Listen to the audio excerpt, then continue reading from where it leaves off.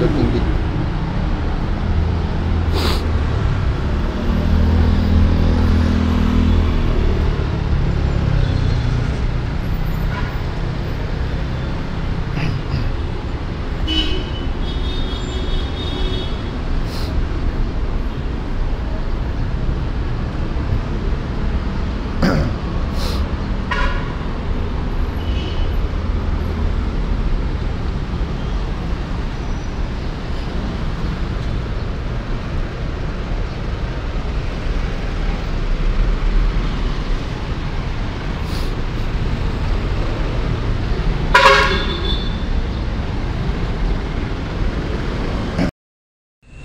Ito, may 7-Eleven na dito. Parang gusto ko tuloy kumain muna. Ang init po kasi.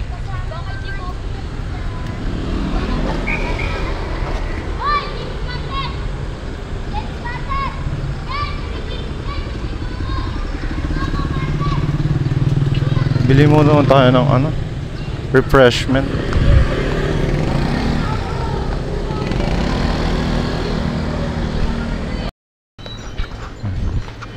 Ano kaya pwede sa akin? Baka kasi pag nakapili tayo ng hindi okay na drinks, sumakit na naman yung ngipin natin. So, coffee.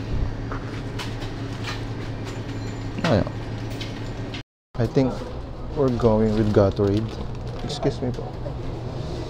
Yan, Gatorade na. Orange. Tropical. Grape. Ay, hindi.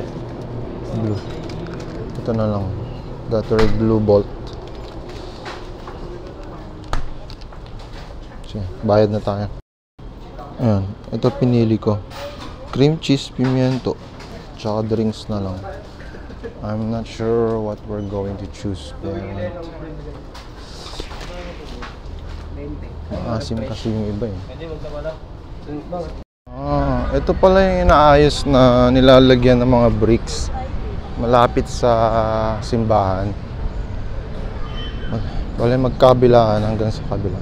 Dito tsaka sa kabila. May Nara tree oh. Ang dami. Diba? Ano yung simbahan oh? Ang laki pala ng tore niya. Alam nyo ngayon ko lang mapapasyalan to. Ngayon ko lang nakita. Ganito. Ay, sakto oh. Tumunog. Narinig nyo yun? Kampana. Alas 9 na. Sige, pupuntahan natin yun.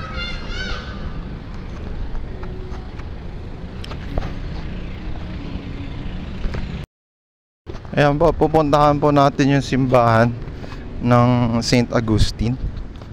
St. Augustine Church. Ang laki pala niya. Mali pala tayo. Manila Cathedral pala siya. Yung St. Augustine sa kabila daw. Pasensya na.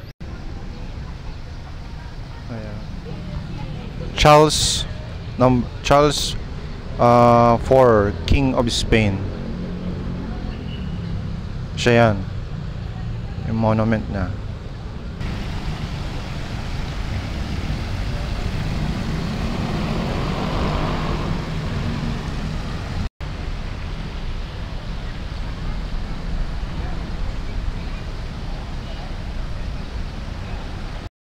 Manila Cathedral.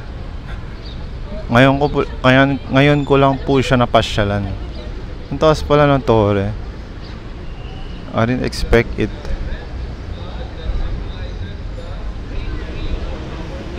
Ganda niya.